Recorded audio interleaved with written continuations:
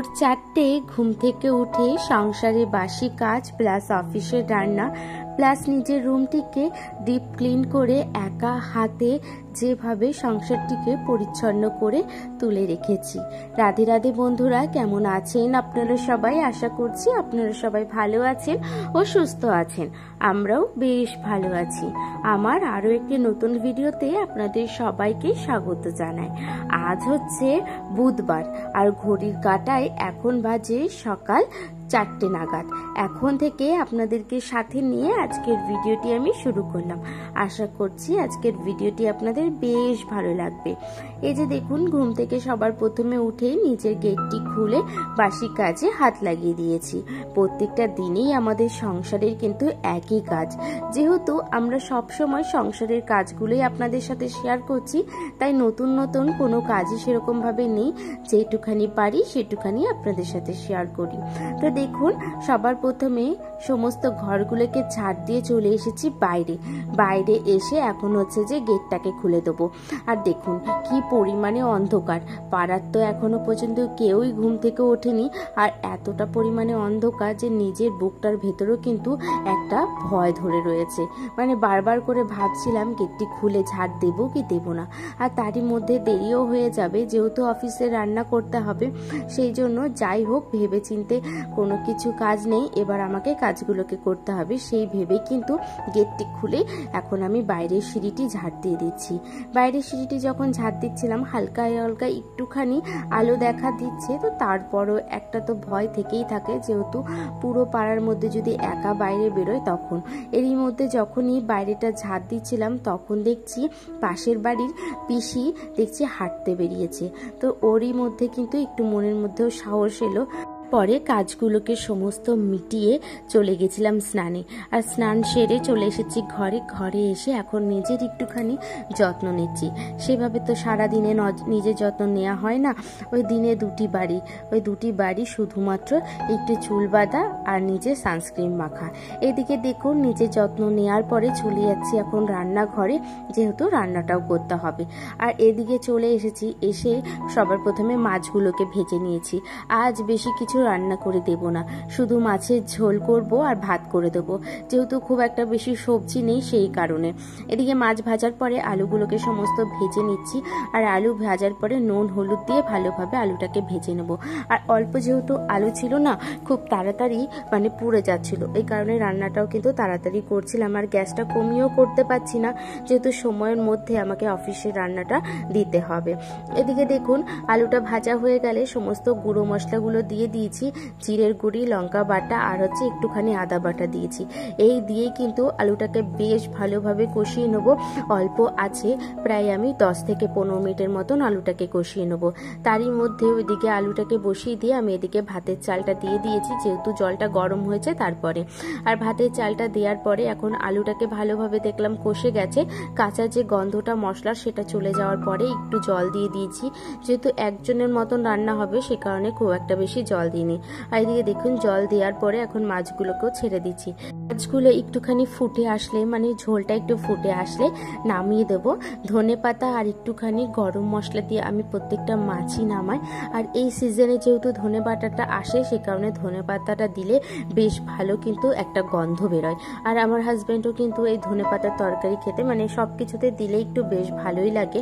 তো এদিকে দেখুন মাছটা আমার হয়ে গেছে, তখনও কিন্তু ভাত আমার ফোটেনি। তো ওই কারণে ভাবছিলাম যে ভাতটা হবে নাকি সময়ের মধ্যে। আর মাছের কালারটা আজকে বেশ ভালো হয়েছে, আর জানেন তো খেতেও নাকি বললো খুব ভালো হয়েছে। এদিকে যে সমস্ত সকালবেলা মানে রান্নার বাসনগুলো ছিল সেগুলোকে এখন ধুয়ে নিচ্ছি। তা এখনও কিন্তু ভাত আমার এখনো হয়নি, তো সেই জন্য সময়ের ফাঁকে ফাঁকেই কাজগুলোকে করার চেষ্টা করি। এদিকে দেখুন হাজবেন্ড যেহেতু টিফিন বাটিতে নিয়ে যাবে, টিফিন বাটিটাও ধুয়ে দিলাম। আজকে বের করেছিলাম নতুন একটি টিফিন বাটি, তো ওই কারণে ভালো করে ধুয়ে দিচ্ছি। এদিকে সমস্ত বাসনগুলো আমার মাজা হয়ে গেছে, তো তারপরে এখন ধুয়ে নেবো, ধুয়ে জল ঝরানোর জন্য রেখে দেবো। তারপরে আবার হাজব্যান্ডের জন্য তো খাবারটাও আমাকে বাড়তে হবে। আর ও সকালবেলা একটু সামান্য ভাত খেয়ে যায়, তাতে জানেন তো ওই 3টে অবধি বেশ ভালোভাবেই থাকতে পারে। এদিকে দেখুন ভাতটা হয়ে গেছে। ভাত হওয়ার পরে একটা বাটিতে ভাত নিয়েছি আর আরেকটাতে হচ্ছে তো আপনার মাছের ঝোলটা নিয়েছি, আর লেবু, নুন আর লঙ্কা তো আমাকে দিতেই হয়, সেটা নিয়েছি আরেকটা বাটির মধ্যে। আজকে বললাম সময়টার জন্য খুব একটা কিছু রান্না করতে পারিনি, আর তার থেকেও বড় কথা হচ্ছে আজকে ঘরে না কোনো রকম এক্সট্রা সবজি ছিল না, সেই জন্য এই মাছের ঝোলটি দিয়ে তরকারিটা করে দিতে হয়েছে। তো এই দিয়ে কিন্তু ও খেয়ে নেবে। আর এরই মধ্যে ওকে ভাত দিয়ে দিয়েছি, ভাত দিয়ে কিন্তু ও খেয়ে বেরিয়ে গেছে। তখন ঘড়ির কাঁটায় বাজে সকাল 6টা নাগাদ। কিন্তু এই সকালবেলা না ও কখনোই খেতে চায় না, তো আমরা বলতে পারি একটু জোর করে খাবারটা বেড়ে দিই।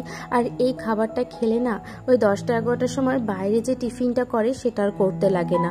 ও বলে এই খাবারটা খেলে একেবারে আমার 2-3টে অবধি বেশ ভালোভাবেই চলে যায়, সেই জন্য বাইরের খাবারটা যতটা অ্যাভয়েড করা যায় ততটাই কিন্তু ওর শরীরের পক্ষে অনেকখানি ভালো।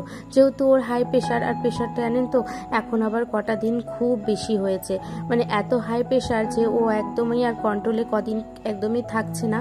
যেহেতু বাড়িতে লোকজন আসছে তো সে কারণে আর কন্ট্রোল হওয়া সম্ভবও হচ্ছে না, ওই কারণে তো সেই জন্যই কিন্তু এখন একটুখানি শরীরের দিকেও নজর দিতে বলেছি।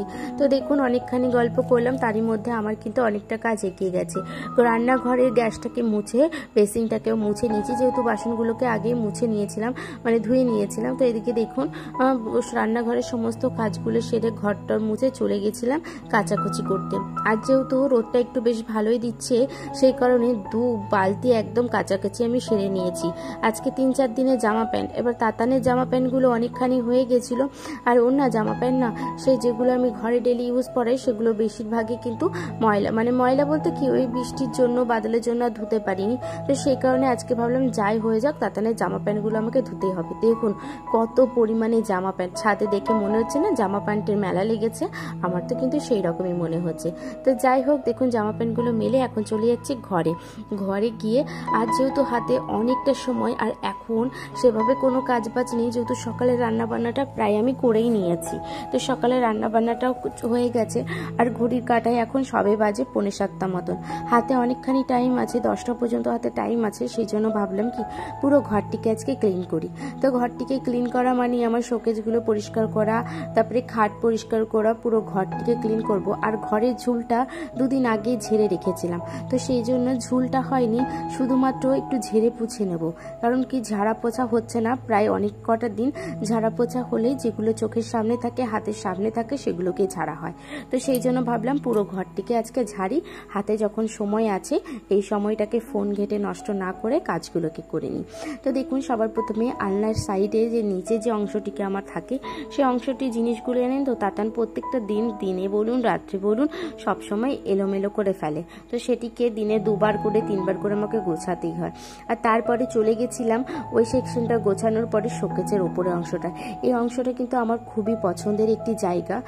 আমি চেয়েছি আমার ঘরটিকে বেশ সুন্দর করে সাজাতে, কিন্তু কি বলুন তো বাড়িতে যদি বাচ্চা থাকে না একদমই সেটি হয় না, এই হচ্ছে তার ফল।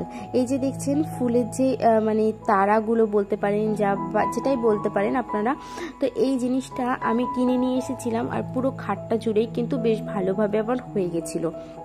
কিন্তু সেটা বাচ্চারা ছিঁড়তে এখন এতটা পরিমাণে কমে গেছে যে কি বলবো, এখন সেটি শুধুমাত্র স্ট্যান্ডের ওইটুকু অংশই কিন্তু থাকে।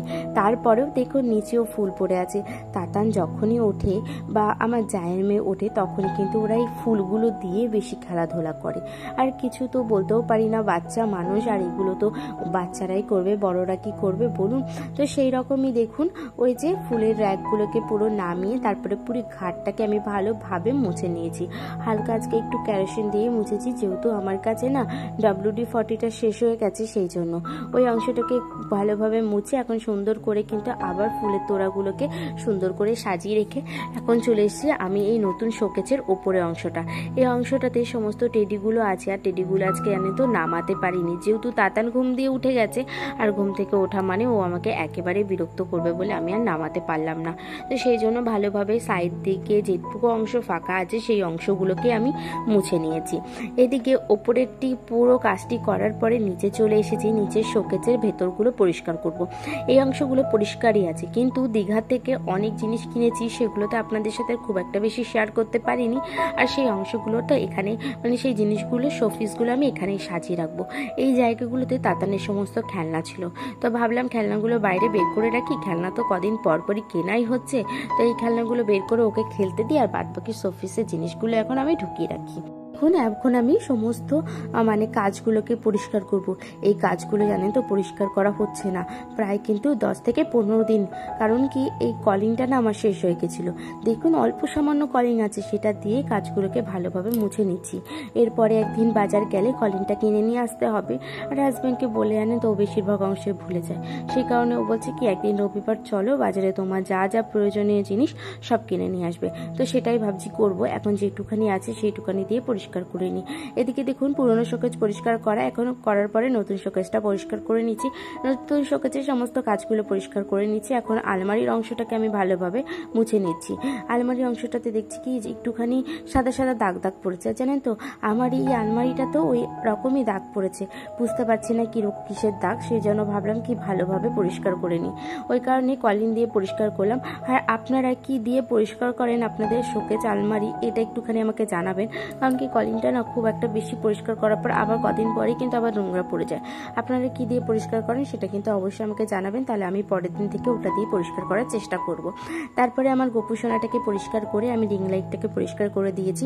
রিং লাইটটা আমার ইউজ করা হচ্ছে না, জানেন তো যখন বিজনেস করতাম তখনই শুধুমাত্র ইউজ করতাম, আর এখন একদমই ইউজ করছি না, তো সেই ঘরে পড়াই আছে। এদিকে দেখুন অনেকটা সময় চলে গেছে, ছাদের থেকে জামা প্যান্টও আমি নিয়ে এসেছি, আর জামা প্যান্টগুলো নিয়ে আসার পরে এখন হচ্ছে ছাদে জিনিসগুলো গুছিয়ে নিচ্ছি। রুমে জিনিসগুলো রেখে এখন আমি দিদির রুমে জিনিসগুলো দিয়ে এসেছি, আর আমার ডেলি ইউজের নাইটিগুলো এখন আমি আলনাতে সুন্দর করে সাজিয়ে রাখছি। তো চলুন আজকের মতন ভিডিওটা আমি এখানেই শেষ করলাম। যদি আমার ভিডিওগুলি ভালো লেগে থাকে তাহলে আমার পাশে থাকবেন।